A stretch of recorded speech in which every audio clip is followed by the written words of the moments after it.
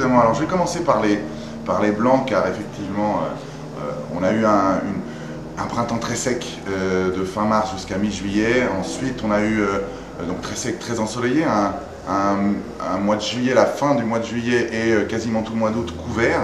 Et donc ça a eu un effet très positif sur les blancs car ça a bien protégé les arômes à partir du moment où là le soleil n'a pas eu un impact aussi brûlant qu'il peut l'avoir parfois sur nos sauvignons et nos sémillons, avec ensuite une fin de mois d'août et un début de mois de septembre très ensoleillés qui ont permis d'affiner la maturité de ces raisins.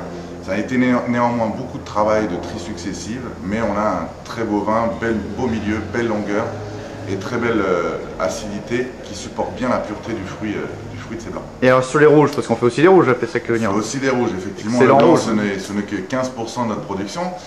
Donc le rouge, effectivement, alors le rouge, pareil, hein, pour les mêmes raisons, un millésime de beaucoup de stress, beaucoup de travail. On est rentré, il a fallu être très délicat, on est rentré plusieurs fois pour faire des vendanges en verre par étapes afin de soulager la vigne qui était en train de souffrir de la sécheresse et en même temps d'arriver à homogénéiser la différence de maturité entre les grappes due aussi à cette sécheresse. L'eau salutaire est tombée, comme je disais, à partir du 15 juillet. Pendant une dizaine de jours, on a pris 50 à 60 mm.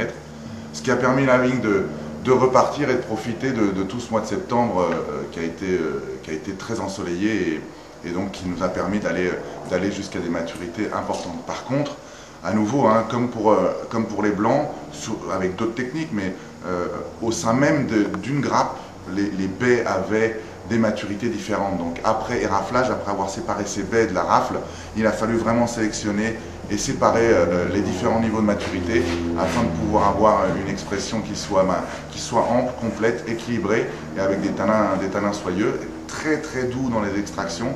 Et je pense qu'on y est arrivé et qu'on a fait des jolis vins en 2011.